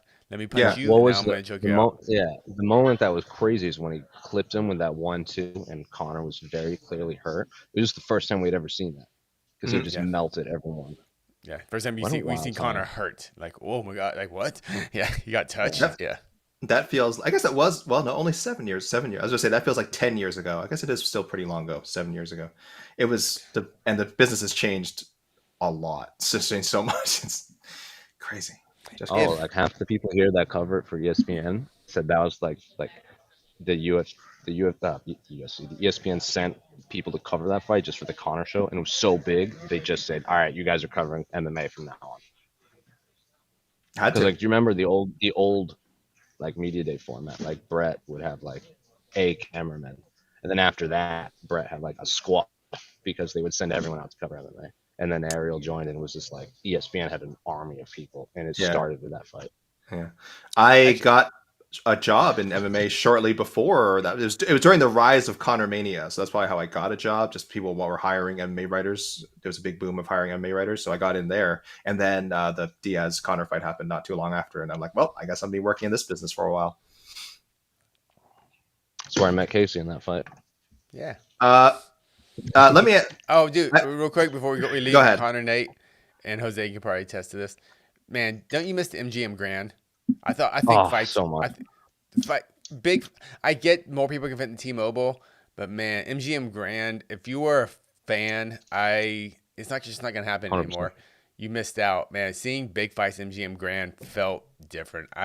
It's hard. Maybe it's because in the casino you go straight from the slot machines right into the arena. Is a small arena. There wasn't really a bad seat in there because I think it only fit like maybe 12,000, and it didn't feel big too. Yeah, MGM Grand was by far my favorite place to see big fights. I love that place. It felt cool. I wanted to answer Breno's first question too, Casey, very quickly. Sorry, I had Wait, it. actually, can Jose answer this question? Does he know Oh the yeah. answer? Oh okay. Oh yeah. Jose, is DDP and is Dricus du Plessis in Australia? I don't think so. You don't. I haven't think so? seen him. Isn't that weird? I find that odd. That the UFC isn't. I mean, I guess the UFC's already. They're done with this. It seems like DDP. Maybe they thought that'd be a little too much chaos, a little too much to manage. Him and his entourage, and Strickland and his team. And I don't. I'm just saying, it is one more thing for them to worry about, right? Because that bad blood between Izzy and DDP is very real. I mean, more so than this whatever manufactured bad blood between Izzy. Oh, Strickland and Izzy's like fake bad blood. It's right, exactly. Right. Yeah, that's way. Right. Then you throw DDP in the mix. I don't know. It might be DDP too is much. real. That's real. Yeah, they wouldn't want to accidentally promote another fight, Casey. Come on. Yeah, that's not all right. what promotion does. But Breno was also asking. Breno said they've never been to a UFC event before. Should they go to the Sao Paulo card? It's about a 25-minute drive from where they live. So, said Jed made me more critical about international cards. Well, let's take a look at this card quickly. Headlined by Curtis Blades, Gelton Almeida. This to me already gives it one Michelin star, but I mean I could be mistaken. I would say this: if you've never been to a UFC event as a fan, just go to one. You just got to go to one. That's all. And that's all. This is a good one. So we've got this is the rough lineup. Also, words to live by is don't use Jed as a barometer for what's good and bad. I am not endorsing that comment. As hilarious as it was, I'm not endorsing that. You don't have to endorsing it. That's like saying I don't endorse the fact that the sun is hot. Like it's just a scientific fact. So Curtis Blades, Gelton Almeida, great fight. So that to me, one Michelin. If you're a 25-minute drive away, that's worth it going. I also not for nothing. I am still not on the Gelton Almeida hype train. I think I'm the only one at MMA fighting that's not. No, I agree that he's a top contender, but I'm not like sure. Yeah, he deserves the spot he's in. I rewatched his fights because I'm like, I feel like I'm crazy that everyone at MMA fighting for whatever reason thinks he's a future champion. He does three things every single fight: front kick, double leg against the fence, choke. And I'm like, I don't think he's gonna do that to Curtis Blades. Now, if he does that to Curtis Blades, then god damn, he's very good. I don't think he's gonna do that with Curtis Blades. Yeah. I don't mind people jumping on the hype. It's fun. It's fun to kind of like, you know what? I'm going to take a chance on this guy. I think this is. I don't mind that. But Almeida isn't the guy. I honestly, I was big on Romanov, and he kind of let me down a bit. But I don't know what's going on with him. He still has time to turn things around, but that's the problem is drop off. The problem with Romanov is before Gelton, it was Alex Romanov, and MMA fighting staff has no idea how to pick hype trains. I'm just saying it now. Whoa. Wait. So okay, Jose, who have you jumped on the hype train way before everyone else got on? Oh, he can say anybody in retrospect. Yeah. I'm actually trying to think of who that's actually true. Who have I been? I was big on. I've been on the Lecture Grosso hype train ever since going to flyweight for a long time. So that's true. Yeah.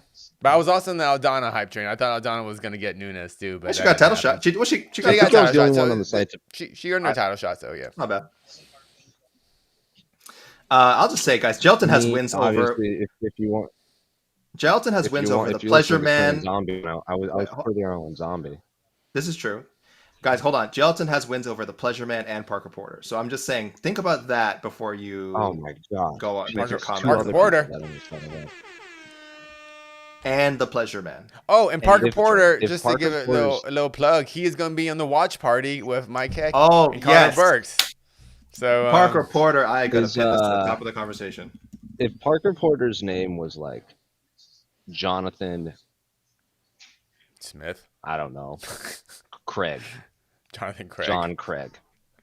Yeah. Would he be a big deal, or is this the fact that he sounds like a Stan Lee character? That's part of it. I'm genuinely asking because I believe the phrase is a rose by any other name would not smell as sweet. I'm sure we've all heard that phrase before, and that's where we are with Parker Porter. I've never heard that used when speaking about Parker Porter. The name is essential to his character. Of course. What's Parker Porter's nickname? His nickname is Parker Porter. He's Parker Porter. Yeah. That's his nickname. You guys are so odd. You know what? You know what hype train I never got on, and I was right. And you guys are gonna hate me for this. Everyone's gonna hate me. Bring on the booze. Big Tuna. I didn't get the Big Tuna thing. Well, I always knew he wasn't that good. I just think he was What's a character. What's his name? He was just good. He was a character. He was a character. What's his name? Oh, I'm on the Manel Cop hype train. You are. I was like the first one on. I'm still on it. So I am someone who is still not 100% on it. Oh, even though he lost his first 2 fights, I was like, I was on before he even made his. Technically, he made his pro debut. I saw Cain Velasquez fight a smoker in Mexico, and I was like, this dude's gonna be I don't know if he'll be a champion because I don't know who's gonna fight him because this dude will kill anyone he fights. So he was literally 0-0, and he fought a fight that he's fought someone. It's not on his record because it was like a Mexico smoker, and he went through 3 opponents in like 40 minutes because no one wanted to fight him. That's 2 opponents. His original opponent and the backup pulled out after seeing him hit mitts. I think we're all pretty high on Aaron Blanchfield. I think we're all pretty. I don't know who got on there first. I've been high on Aaron Blanchfield ever since I saw her in Invicta. Anyone who saw her in anything was actually it was when she dominated Miranda Maverick when because I had them kind of 1-1. I thought they were both like equal, and then when Aaron Blanchfield just dominated Miranda Maverick, I was like, all right, it's the Aaron Blanchfield train. Can I answer Breno's question now? I've been trying to answer this question for the last 30 minutes, but we keep digressing and getting up our butts a little bit. Breno was asking, should they go to this card? Can I answer this friggin' question? Okay. Just say yes it's a yes or no question. No, it's not a yes or no question. You got to break it down. Should I go to this card? Yes or no? Hold on. No. I have 800 words that I've written out here that I need to now recite to answer this question. Almeida Blades, I think totally worth it just for the main event. Elvis Brenner, Esteban Ribovitz is on there. I like Brenner. Brenner's this crazy wild card. I don't know where he's going, but he's got like 2 really good wins to start his UFC career out of nowhere. Elazuz Zaleski, Renat Frakhratinov is a good fight. Frakhratinov, again, a sleeper at welterweight, could be a contender. Angela Hill, Denise Gomez. That's a money fight. That's a money fight. I forgot Angela Hill's on that card. All right. People think I'm BSing. I've been saying 2 things about the women's divisions. Like 2 years ago, I started saying this like 2 years ago. One, that flyweight was, the top of flyweight was getting interesting. People didn't believe it because Valentina was so dominant, but like those contenders were coming up. Casey O'Neill and Alexa Grasso, as you said, Casey. Santos, like that, I only now hear people going like, "Oh wow, flyweight's looking pretty good." I'm like, yeah, we told you that. We MMAfighting.com told you that like 2 years ago. And strawweight's really good. Strawweight is now almost becoming like lightweight, where it's like, you go up and like there's so many good matchups from like you go outside the rankings from like 15 to 30 and you match any of those women at strawweight and you're getting a banger. Like strawweight is so good right now, and Angela Hill, Denise Gomez is chef's kiss, fantastic.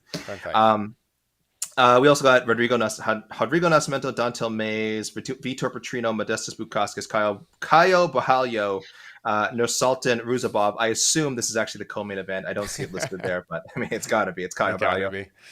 And a guy I love watching grapple. Wow, real style clash here. Adolfo Vieira and Armin Petrosian. I see some other bouts that are up there. Nicholas Dalby might be fighting. Yeah, this is definitely a go. This is definitely a go. There's at least 7 or 8 fights here that are like I think are really intriguing on paper and should be entertaining in practice. So to answer the question, finally, yes. What do we got? By the way, for anyone tuning in, we should tell people we are waiting for Jared Cannonier.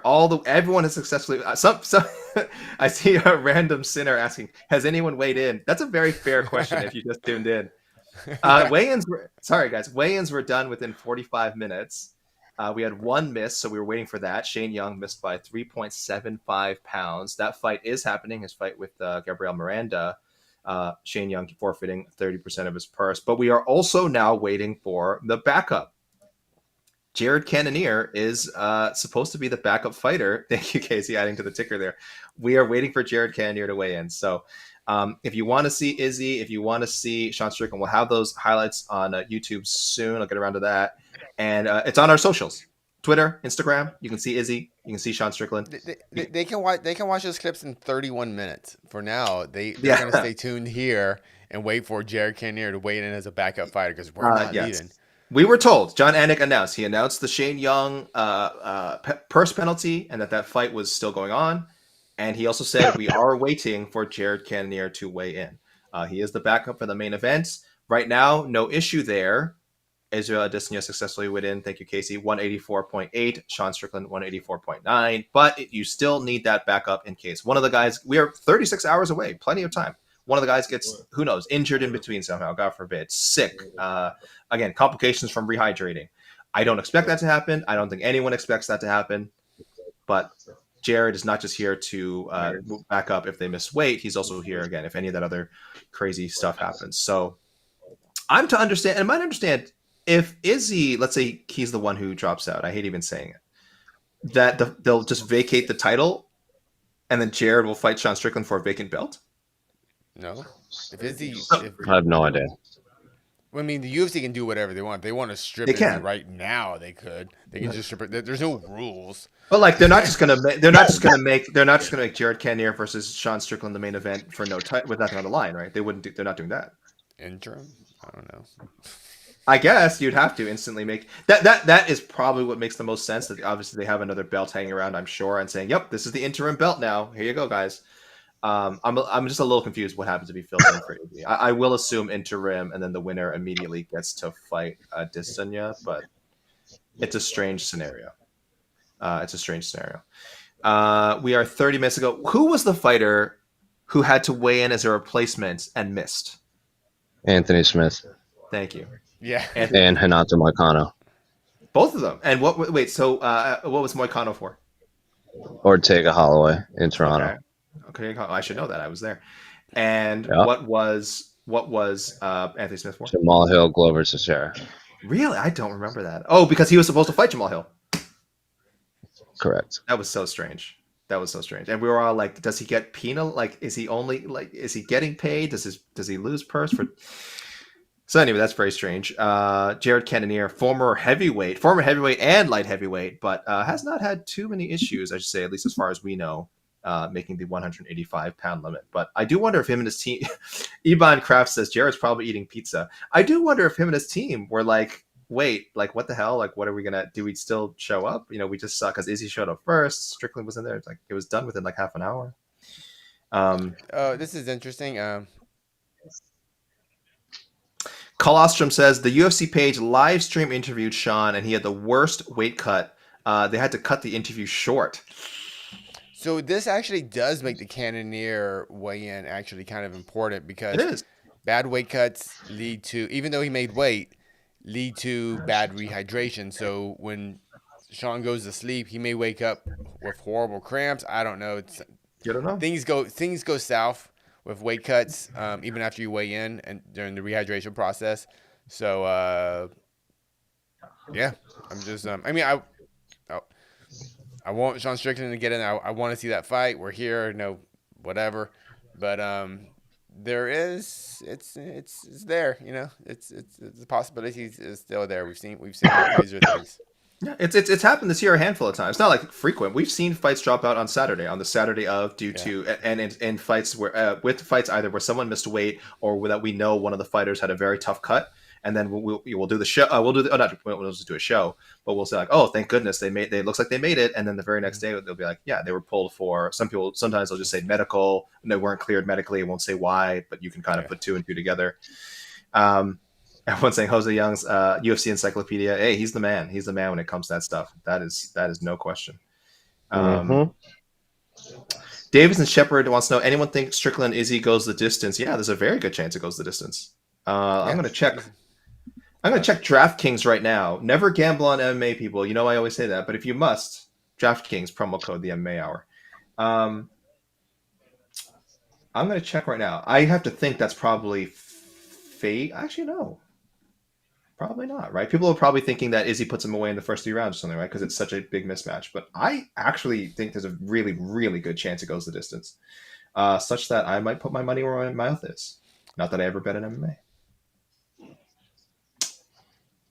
I'm looking right now. Izzy currently, first of all, just money line, minus 675. I don't know if that's moved or not, but I think that's moved a little in his favor. I don't know if it was quite that high. Could be minus 700 by the time fight night rolls around. Would not surprise me in the slightest. Strickland plus 490 underdog. This is not. Is this his biggest line, whatever you want to call it. Is he the biggest favorite he's ever been for this title fight? Is he the biggest he's ever been? I would think so. It feels like it. I can't imagine what title fight he would have been favored more. Certainly not Gastelum. Oops, hold on. Let me take a quick glance here. Jose said yes, right? No, I said I have no idea. I'm not good with betting. Right. I don't really know either, but yeah. You know what? Let's go to our good friends at Topology. It's always a good way to run down very quickly some of his previous fights. Alex Pereira, the second fight he was slightly favored. First fight a little more favored. Jared Cannonier minus 550. So pretty big. I don't know what it closed at. Whitaker minus 300. Vittori minus 260 only. Surprising. Paulo Costa minus 185. Yoel minus 250. So pretty significantly. I mean, Jared Cannonier is close. I don't remember if it closed at minus 550 or that's what it started at. But I am seeing now. I am now seeing on Topology. Who do you think is the biggest favorite by fans on this card? By Topologies. It was kind of surprised me. I'm kind of surprised by this one. Okay, so you're saying it's not the main event? It's not the main event. The main event's up there, but there's actually a couple fighters who are even bigger favorites. I know. I mean, it has to be Manel Kape, right? Kape. No, actually, nope. No. Kape is a bigger favorite than Strickland. Ulberg. That's it. Ulberg. Only 5% of fans are picking Jung. Jung, a plus 225 underdog on DraftKings. Again, I'm not telling people to bet, but if you think that this Ulberg train is, not all it's chalked up to be, all right, I got my app working finally. AK. What was AK? What was your favorite media day video? What was my favorite media day interview? Yeah, Tyson Pedro, because he talked about the pleasure, man. That's all. No, he didn't. That was the thing. He was just like, I don't know what you want me to say, man. I'm glad he was asked. Why? Why do you ask, Jose? I'm just curious because I don't know. I think we talk about something else. No, I got it. People care about odds. Hey Jose, how do you feel about these? Not that I tell people to scrum media days. I'm kind of getting over it. I don't know. I see I get the efficiency of it. It is more efficient. It is so much better for the fighters because they don't have to just sit there and do 40 interviews back to back to back to back to back. It's also like part of their, like they go from like talking with ESPN to us and then this. And so it's just like a car wash. It's not like they have to sit in this room for 2 hours and everyone just they do the same interview 30 times in 2 hours.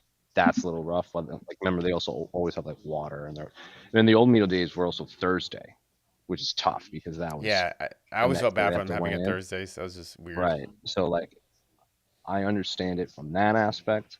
I wish we had the old style media day, but I wish that was Wednesday or Tuesday. Ideally, it would be Tuesday. Wednesday would be open workouts. Thursday would be the press conference, and then Friday would be winners because then there's enough time between media day and the presser to see anything new develops. But yeah, I get both sides. It's annoying that everyone gets the same content, but it's just better for the fighters. Yeah. It feels like unnecessary evil, right? Maybe not it feels like unnecessary evil. I just want to tell people, if the UFC PR came up to me and they're like, Jose, it's up to you, I would say, give me the old style media day on Tuesday.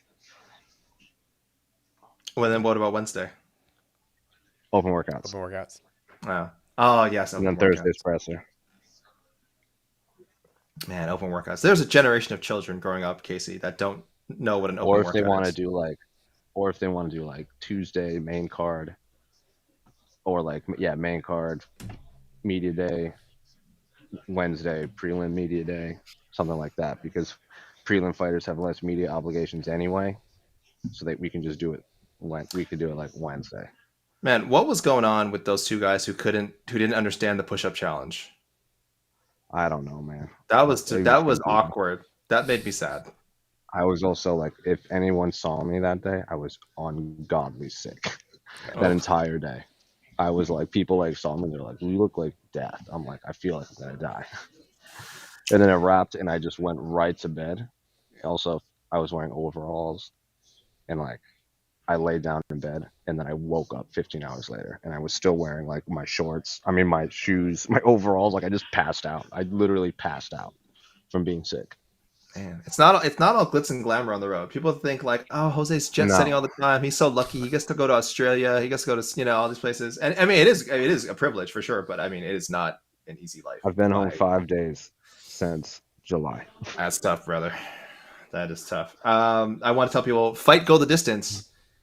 Izzy and Sean Strickland. You can get plus money on that right now, people. Plus 120. I'm just saying. Don't bet on MMA, but I think What is Israel? What's Israel by submission? Because that's my prediction. Man, it just took me like 10 minutes. I'm not good at this. It just took me 10 minutes to fight. Sorry, Israel by submission. No, actually, that's pretty easy, really easy to find. Plus 1,600. That's my official Don't do it. prediction. Don't do it. I think Israel's Jose, we have a responsibility. I think Israel's gonna hurt him. Sean's gonna shoot, and then Israel's gonna like catch a neck or a triangle or something. Are you on the Yeah. preview show Like- later? like Are you gonna back this up? Like Alistair over in Guillotine. Just that's what's gonna happen. No, I'm I'll not tell on the you. preview show. I am. Here's when if it's a card that no one particularly cares about, they put Jose on the preview shows. That's how it goes. That's not how it's not how I would put it. When we want your brilliant expertise, that's when we put Jose on the preview. I won't be on this preview show either. I'll say this on record. Of all the talking heads on MMA fighting, I am probably the least liked. By who? According to who? Have you looked the world? I don't know. It doesn't bother me. It doesn't bother me. Jay's in the at all. chat. Guys, put some J's in the chat for Jose. Don't say So let you J's guys in the know chat. your That's very Jay's in the true. chat. Jay's up in the chat. Stop it. I don't like the way People I don't don't. like when we talk. I don't like when People you talk don't like like. People don't like face piercings. They don't like pearl necklaces. They don't like tattoos. It's just a whole thing. Who are these people? Yeah. I don't like these people. It's okay. It doesn't Who bother are me. these people?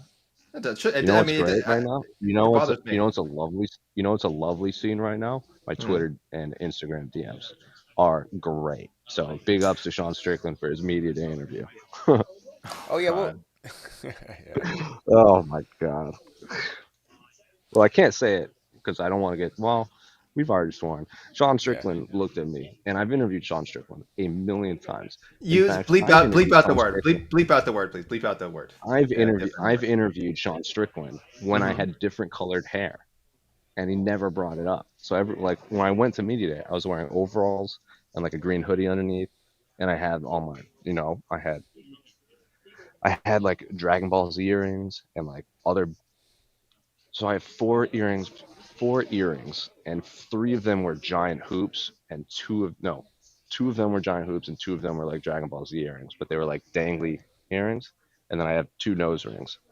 And he took one look at me and was just like, "Oh my God, this guy has every piercing." And then proceeded to every answer he gave, he just kicked it back to me. Basically said I had another piercing. He assumes I have another piercing that you can't see unless I take my pants off. I'll say it like that. I don't understand. And he kept bringing it up, like out of nowhere. And then I think his line was, "I'll talk to you since your father never talked to you." And I was like, "Damn, man, that was kind of cold blooded." And I sent that clip to my dad. He's like, "Who is this guy?" And I was like, "It's all right. It doesn't bother me." That doesn't bother you, but I'll never understand why people get so shaken up by what someone else wears. It doesn't. I don't. Unless it's wearing something offensive, like a stupid shirt that says something like "cancel me." I have no, something. Not that anyone who's not a friggin' idiot wears. You can see if you watch UFC Embedded, the most recent one, they show me asking a question, and you can see exactly what I was wearing. Okay. Literally wearing. Yeah, but I do mean it. Literally It's such a just weird black overalls, and green hoodie, and I have a bunch of piercings. Yeah, and it's not just you. Yeah, and it's not just you. It's also like him. Like, is he like, oh, why does this guy paint his nails? Like, who cares? This is what people are worried about in life. Like, you're a high level UFC fighter. I know he's kind of doing a bit. I know he's selling the fight. I understand, but like, what a boring dull way to live your life. Like, just by getting so bent out of shape by what someone else wears or what they look like. Or Sean Strickland is powered by insecurity. That's all. He's powered by insecurity. this is saying a lot. He's maybe one of the most insecure fighters, possibly human beings I've ever seen. Yeah. Everything he says, there's like a quiver in like his voice. It's like you could see he's like seconds away from breaking down. It is, I don't know, man. It was rough. I love the AK worst. Yeah, I know. What a stupid idea. Again, it's who would wear that? Who would wear that? It's such a stupid idea. You're main eventing a UFC pay-per-view. You're not getting canceled, clearly. He won't be silenced, Casey. He won't be silenced. Not by you, not by me, not by Jose. We're the biggest platform in the world right now as far as prize fighting. Movement. Thank goodness we have movement.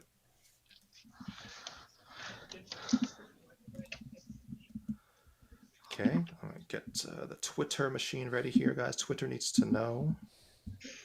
Do they?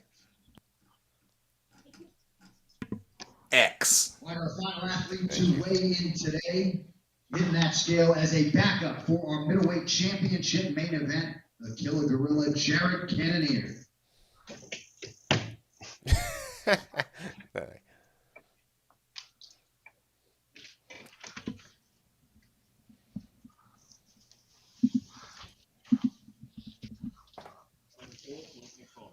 184.85, the official weight for Jared Cannonier. 184.85. That backup is official. Good job, Casey. But that's good. Hey, we've been joking all week, but seriously, there is more time than usual between the weigh-ins and the fight. I don't expect anything bad to happen, but I mean, who does? Who does expect? Why would someone expect something bad to happen at this level, right? It's just crazy. Anything can happen. So hopefully we get the main event that we are scheduled for. Israel Adesanya versus Sean Strickland, but Jared Cannonier is there to replace one of the fighters. Should for some reason they can't make it on Saturday night. But anyways, guys, we are done. That is a wrap for us. We had one miss, Shane Jung, 30% of his purse. He's still fighting Gabriel Miranda. But otherwise, we have ceremonial weigh-ins coming up in an hour and a half.